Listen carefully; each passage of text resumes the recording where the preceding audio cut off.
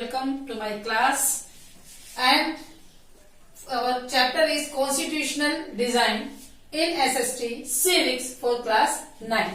And today's topics which we shall study in our class, first is Constitution. What is Constitution? Second, Apartheid. Apartheid क्या है? Third, Policy of Segregation. अलगाववाद की नीति क्या थी? Struggle against of apartheid by non-whites in South Africa. And our last topic, end of apartheid in South Africa. सबसे पहले हमें पता करना है कॉन्स्टिट्यूशन क्या है। कॉन्स्टिट्यूशन संविधान क्या है?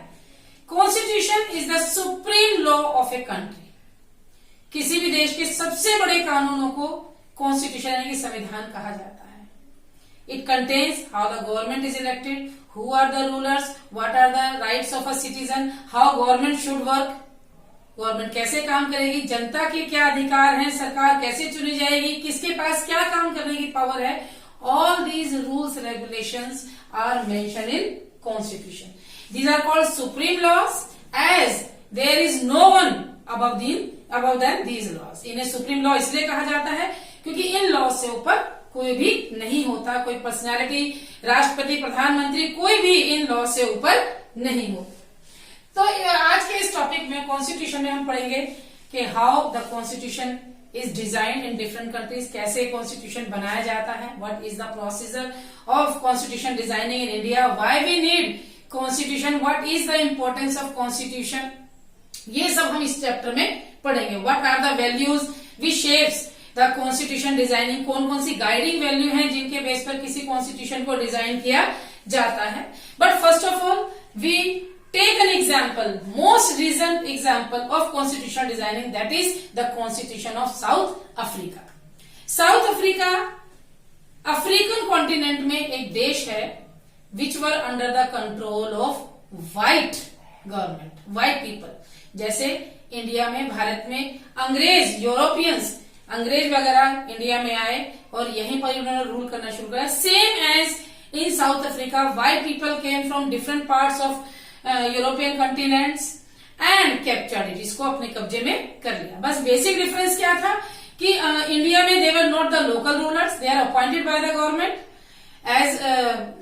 एज डिफरेंट ऑफिसर्स, जबकि साउथ अफ्रीका में क्या था, they enjoyed the local authority, वो एक तरह से वहां के लोकल रूलर बनकर रहे।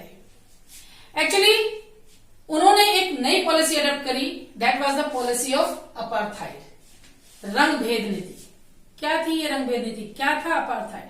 Apartheid is the policy of racial discrimination on the basis of people's skin colour. Apartheid एक ऐसी नस्लीय भेदभाव की पॉलिसी थी, नीति थी, जिसमें लोगों के स्किन कलर के बेस पर, उनकी त्वचा के रंग के आधार पर उनमें भेदभाव किया जाता था। People were divided between whites and non whites, and this policy was started in South Africa since 1948 and lasted up to 1989. South Africa में ये पॉलिसी व्हाइट गवर्नमेंट ने 1948 से यूज करनी शुरू करी और 1989 बल्कि हम कह सकते हैं 1990 तक ये पॉलिसी कंटिन्यू चलती रही। ये पॉलिसी जो थी, the policy of apartheid was particularly oppressive for black people, non white people. ये नॉन व्हाइट पीपल क्या थे? Actually, the total population of South Africa can be divided into two parts. वो दो parts कौन कौन से थे? These were the total population of South Africa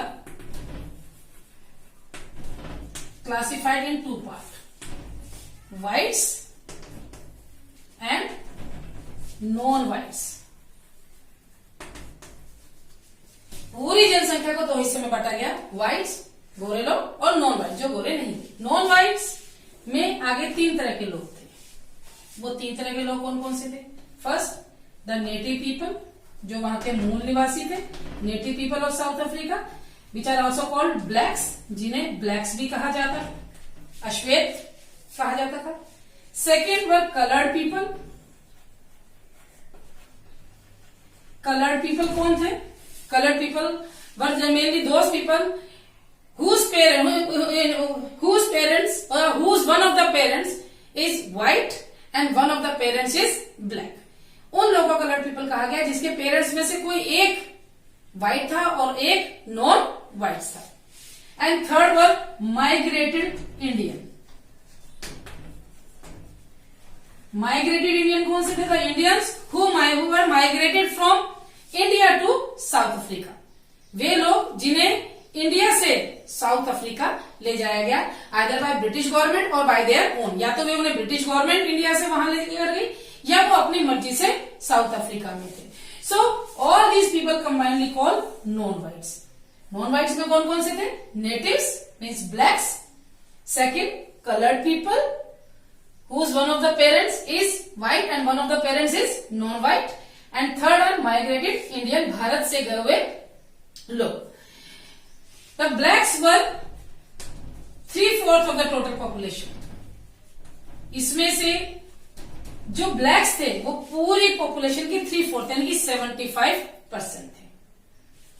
The policy of apartheid was particularly oppressive, exploitative for these black people। और जो policy of apartheid थी, जो रेशियल डिस्क्रिमिनेशन, नस्लीय भेदभाव की पॉलिसी थी, वो इन ब्लैक लोगों के लिए ज्यादा एक्सप्लॉटेटिव थी, शोषित थी। कैसे? They against these black people white people use policy of segregation, अलगाववाद की पॉलिसी यूज करते थे। क्या थी ये policy of segregation? Actually as people were divided between whites and non whites, और उसमें भी सबसे ज्यादा जनसंख्या थी ब्लैक्स की, तो वे area which were reserve for white couldn't be used by blacks। वे एरिया जो व्हाइट लोगों के लिए रिजर्व थे, वेयर व्हाइट पीपल लिव्ड, जहां पर व्हाइट लोग रहते थे, blacks were not allowed to go. वहां ब्लैक्स को जाना अलाउ ही नहीं था। दे माइट गो देयर, वो वहां जा सकते थे, but if they had permission for work there. लेकिन जब उनके पास परमिशन होती थी, और परमिशन किसे दी जाती थी? Permission was granted to them to work as labourer for construction of roads and for other purposes. जब ब्लैक लोग उन एरिया में कब जा पाते थे? जब उनके पास परमिशन होती थी लेबर के तौर पर कंस्ट्रक्शन वगैरह में काम करने के लिए। Their places of worships were also separated for black and whites. Black and whites के लिए जो चर्च थे, जो उनके वर्शिपिंग प्लेस थे, जहां वो पूजा करते थे, वो भी अलग थे। Those churches where white people went were not allowed the entry of black people. वे चर्च जहां व्हाइट लोग पूजा करने के लिए जाते थे, गोरे लोग पूजा करने के लिए जाते थे, वहां ब्लैक पीपल्स को अलाउ नहीं किया जाता था। The restaurants which serve white people did not allow entry of black people. वे सब रेस्टोरेंट्स, होटल्स जहां व्हाइट लोग जाते थे, जहां व्हाइट लोगों को खाना परोसा जाता था, वहां ब्लैक लोगों को खाना नहीं परोसा जाता था। They have different places for worship, different public places, toilets were also separated for them, trains, buses, all were separated for black and white. Even blacks lived in colonies which were only meant for them. Blacks सिर्फ उन्हीं colony में रहते थे जो उनके लिए बनाई जाती थी। Means they were exploited brutally. उन्हें बहुत बुरी तरीके से exploit किया जाता था। They were actually में all the non-whites were considered inferior by the whites। जितने भी नॉन व्हाइट्स थे, blacks, migrated Indians and coloured people, उन सबको व्हाइट पीपल अपने आप से नीचा यानी कि इंफीरियर मान के चलते थे।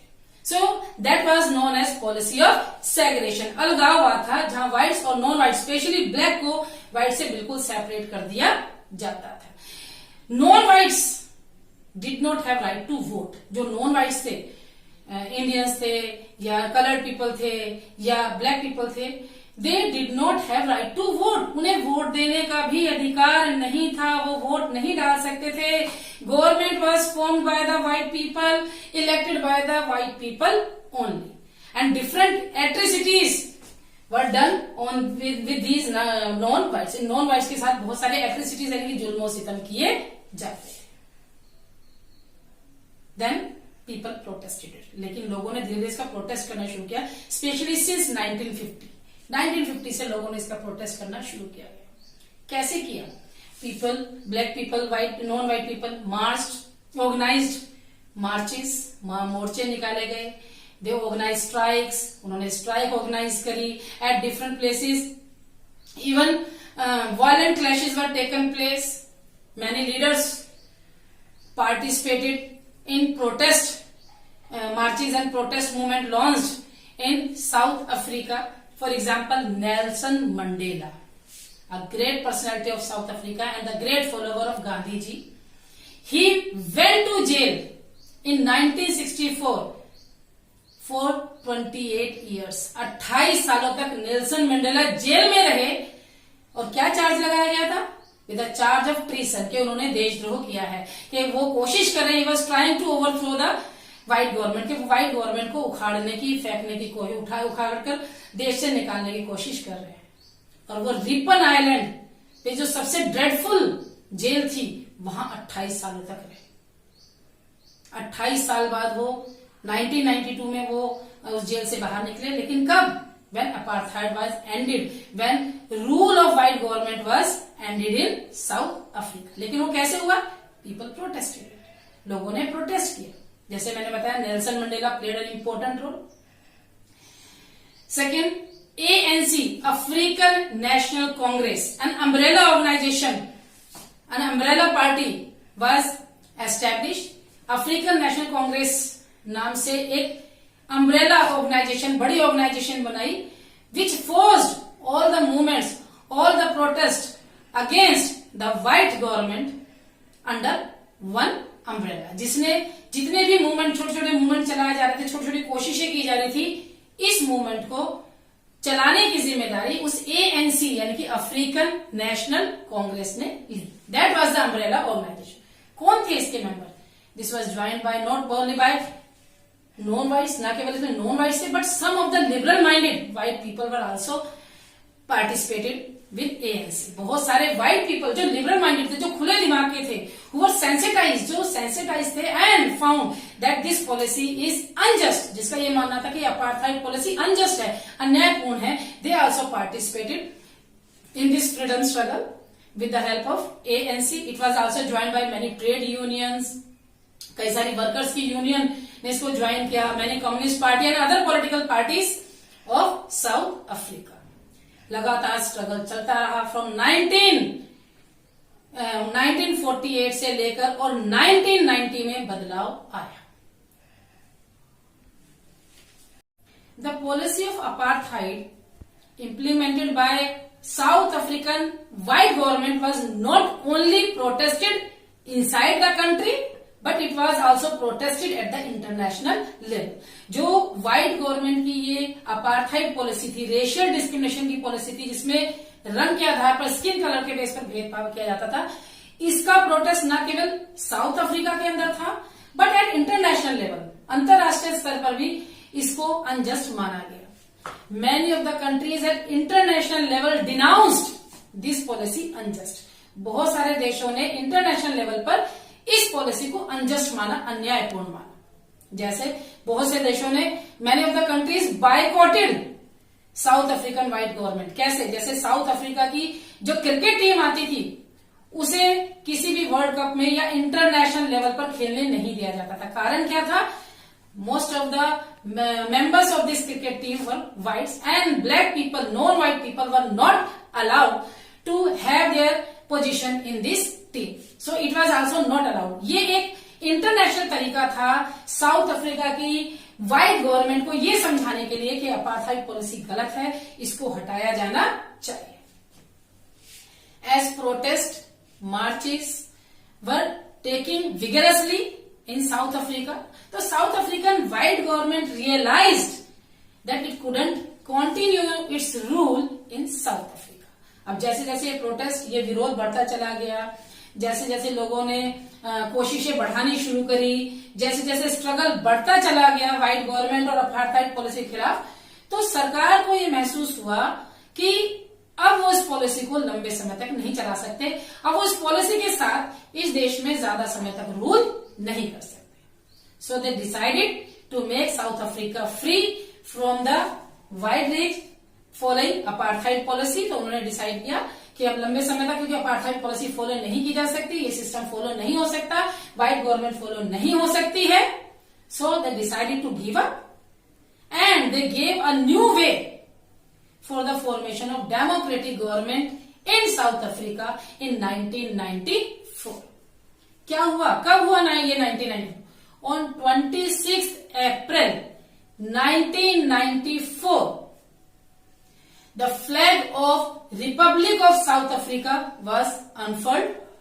साउथ अफ्रीका का रिपब्लिक ऑफ साउथ अफ्रीका के नाम से एक नए देश का उदय हुआ और 26 अप्रैल 1994 को उस देश का झंडा फहराया गया था. That symbolizes the emergence of new democratic country. और ये इस चीज का प्रतीक था कि एक नए देश का जन्म हो रहा है. और वो देश कौन सा था? वो देश था Republic of South Africa. After 2 years after it, the elections were held there. Election हुए and Nelson Mandela, who was in the jail and came out from the jail after 28 years, was declared as the first president, was elected as the first president of South Africa. Nelson Mandela, जो 28 साल तक देशद्रोह के इल्जाम में ट्रीसन के charge में jail रहे थे, वो जेल से बाहर आए and he was elected, he was declared as the first president of south Africa. उन्हें रिपब्लिक ऑफ साउथ अफ्रीका का पहला प्रेसिडेंट डिक्लेयर किया गया. और प्रेसिडेंट डिक्लेयर करने के बाद 2 साल बाद आफ्टर अ लॉन्ग डिस्कशन, एक लंबी डिस्कशन हुई. Whites and non whites all were consulted, सबकी राय ली गई, व्हाइट्स के से भी नॉन व्हाइट से भी. And a new constitution was formed और उनका नया कॉन्स्टिट्यूशन बनाया गया 2 साल बाद in 1996.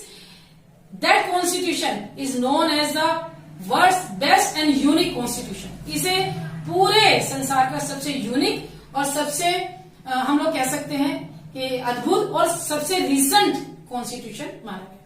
It was known as unique because it is based on equality and it said, और ये कहा गया कि no one was excluded from taking decision regarding the country. के देश से संबंधित कोई भी डिसीजन लेना है तो किसी को भी एक्सक्लूड नहीं किया जाएगा. All opinions are made equal, सबकी ओपिनियन को इक्वल माना गया. Black people, black leaders appeal to black people. जो ब्लैक लीडर्स थे उन्होंने ब्लैक पीपल से अपील करी कि वो व्हाइट पीपल के साथ वैसा बिहेव ना करें जैसा उनके साथ पहले किया गया है, जैसे व्हाइट लोगों ने ब्लैक पीपल के साथ किया गया है. They said to forget their atrocities. कहा गया कि जो उन्होंने जुल्म किए हैं सब भूल जाइए. And this is the country of all, belonging to all. No one is excluded from taking decision, either man और वीमेन, ब्लैक और व्हाइट, रिच और poor, all are given equal importance. सबकी इक्वल इंपॉर्टेंस मानी जाए. So this constitution known as a unique constitution.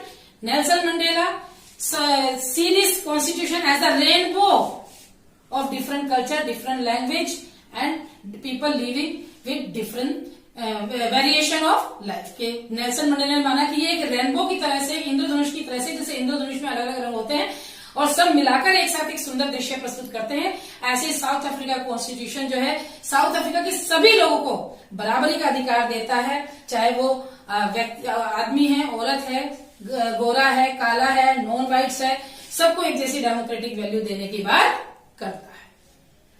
Nelson Mandela who was elected as the first president of South Africa, and the unique constitution inspires the Democrats all over the world.